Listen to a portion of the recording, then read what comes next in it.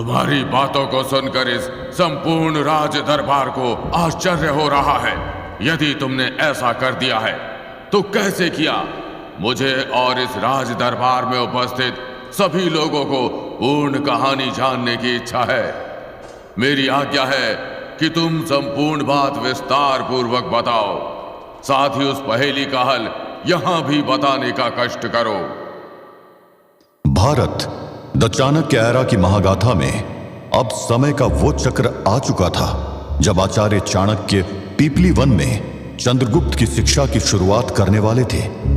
इस शिक्षा के पहले जरूरी था कि चंद्रगुप्त को मगध के विशाल और खून से सने हुए इतिहास के बारे में अच्छे से पता हो। इसी इतिहास से चंद्रगुप्त को अवगत कराते हुए आचार्य चाणक्य अब उसका परिचय नंद वंश से जुड़े सुजात के रहस्य से करवाने वाले थे।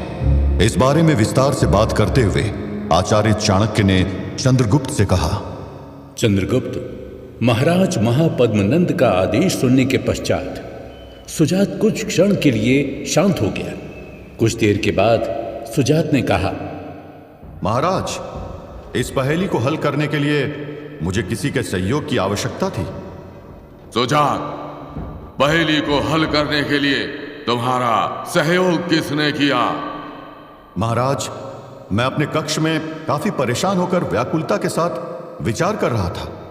मेरा मन पूरी तरह से शांत था, मुझे कुछ भी समझ में नहीं आ रहा था। तभी मेरे पास मेरी अर्धांगिनी सुवासिनी आई और उसने मुझे सलाह देते हुए कहा, असत्यम सत्यमाख्यम सत्यमुक्तम तथा नृत्यम श्वानो द्वारे स्थितो निष्ठः गर्भो पुच्छो को वद। असत्य ही सत्य है, सत्य असत्य है। द्वार का कुत्ता निष्ठावान नहीं, गधे की पूछ नहीं। कौन है ये, पूछो तो जाने। बताइए, क्या आपको इस पहेली का हल मिला? सुहासिनी, आपको ज्ञात है कि मुझे इस पहेली का शाब्दिक अर्थ पता है। हर बार उसका शाब्दिक अर्थ स्मरण करवाना उचित नहीं है। मैं व्याकुल हूं, समय शेष नहीं है और मगध राजमहल में मुझे इस पहेली का हल बताना है, वो भी अतिशीघ्र। यदि आप मेरी व्याकुलता का समाधान नहीं कर सकती हैं तो कृपया मुझे एकांतवास में रहने दीजिए। आप यहां से प्रस्थान करिए सुहासिनी। मेरे पति परमेश्वर, मुझे अच्छी तरह से ज्ञात है कि आपको इस पहेली का शाब्दिक अर्थ पता है। मेरा उद्देश्य आपके कार्य में बाधा डालना नहीं है, अपितु आपको उचित समाधान देना है। यदि आपको मेरे सुझाए समाधान पर विश्वास नहीं है तो मेरा भी यहाँ क्या काम? मैं अभी से क्षण यहाँ से प्रस्थान करती हूँ।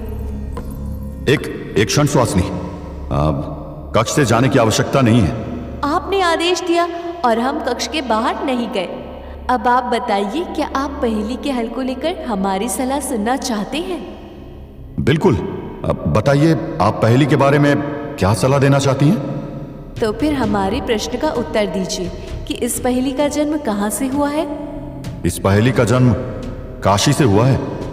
इसलिए इसका हल भी काशी में ही मिलेगा। हम दोनों को काशी की तरफ प्रस्थान करना चाहिए। काशी?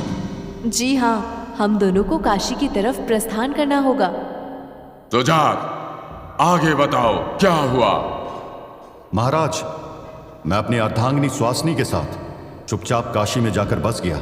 सुहासिनी ने बिना एक क्षण भी व्यर्थ किए आसपास की स्त्रियों से घरेलू संबंध बनाने शुरू कर दिए। बहन प्रिय, मेरे अंतर में काशी नरेश प्रत्यदन को लेकर कुछ प्रश्न हैं। काशी नरेश प्रत्यदन? मुझे ज्ञात नहीं कि इस क्षण आपसे ये वार्तालाप करना चाहिए या नहीं, परंतु काशी नरेश का मन एक वैश्या पर लट्टू रहता है।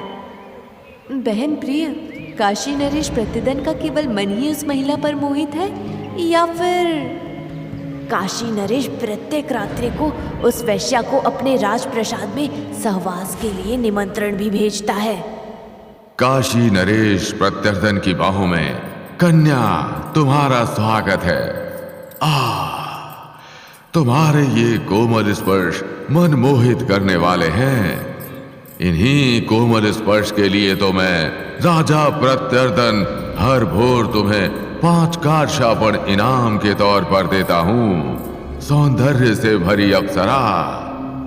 काशी नरेश की कथा सुन रहे मगध महाराज महापद्मनंद ने सुजात को रोकते हुए कहा, काशी नरेश, प्रत्यर्दन की कथा तो अत्यंत रोमांचक लग रही है। काशी नरेश तो अपनी पहेली की ही तरह जटिल निकला। सुजात, आगे बताओ क्या हुआ था? महाराज, सुहासिनी ने मुझे वैश्या के घर के बारे में बताया। एक रात मैं उस वैश्या के घर पहुंच गया जहां मेरी भेंट उसकी वृद्ध मां से हुई। मैंने उसकी मां को कुछ धन देते हुए कहा, अपनी पुत्री से कह देना कि मैं उनसे भेंट करने आया था। काशी नरेश के यहां से लौटने के पश्चात वो वैश्या आश्चर्य में पड़ गई। उसे ज्ञात नहीं हो रहा था कि आखिर किसने अकारण ही धन दे दिया। कौन है माँ जिससे मुझसे भेंट करनी थी और उसने अकारण ही मेरे लिए भेंट स्वरूप धन भी छोड़ गया? इस काशी में ऐसा कौन आ गया है जिसे मैं नहीं जानती? इस राज्य में इतने धनवान तो मात्र काशी नरेश ही हैं, परंतु वो तो यहाँ नहीं आए थे। महाराज, दूसरी रात्रि मैंने दोबारा वही किया। काशी नरेश के यहां से लौटने के पश्चात वो महिला उस व्यक्ति से मिलने के लिए व्यग्र हो गई। माँ, कौन है ये? मुझे इनसे भेंट करनी है। मेरे अंदर ये जानने की इच्छा उत्पन्न हो रही है कि कौन और क्यों बिना कुछ किए मेरे लिए 30 वर्षापन धन की मुद्रा छोड़ चुका है। सुजात, तुम्हारी कथा में शक्ति है। तुमने मगध महाराज पद्मानंद को उत्साहित कर दिया है। अब मुझे अतिशीघ्र जानना है कि आगे क्या हुआ। इस कथा को पूर्ण करो।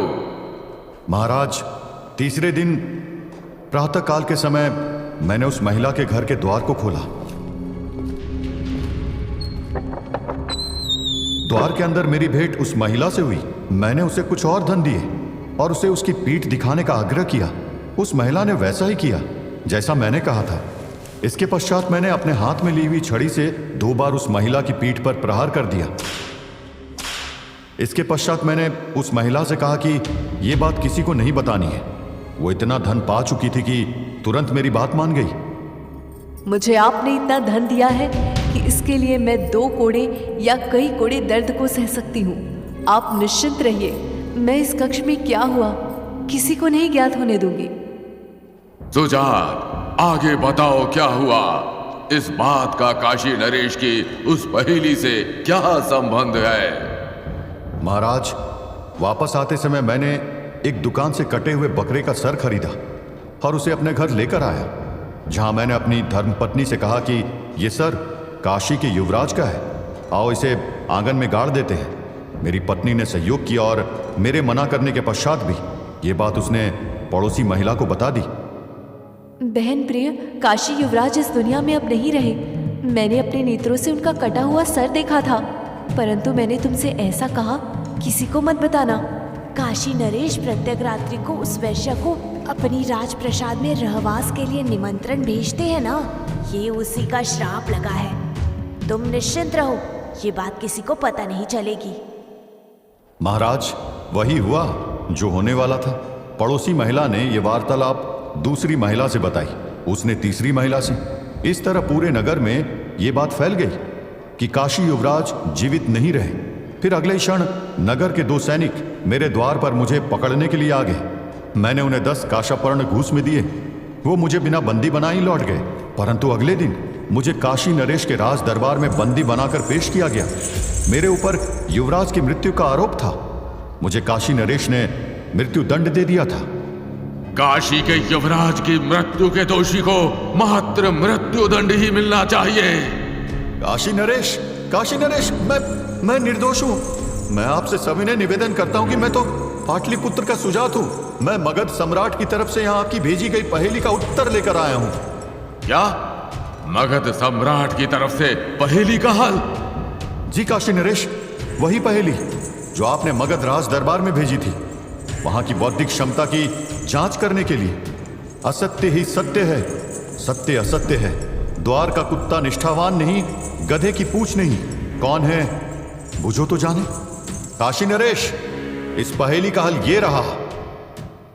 सुजात, मैं यानी महाराज पद्मानंद जानने का इच्छुक हूं कि क्या था उस पहेली का हल। अगले एपिसोड में खुल जाएगा काशी नरेश की उस ऐतिहासिक पहेली का राज। साथ ही पता चलेगा कि आखिर सुजात का असली नाम और पहचान क्या है। ट्विस्ट, टर्न्स और थ्रिलर से भरपूर रहने वाला है अगला एपिसोड। साथ ही आचार्य चाणक्य की जिंदगी में जुड़ने वाला है एक और नया अध्याय। भारत की बनने की महागाथा यूं ही रहेगी जारी। इसीलिए सुनते रहिए आचार्य चाणक्य की महागाथा।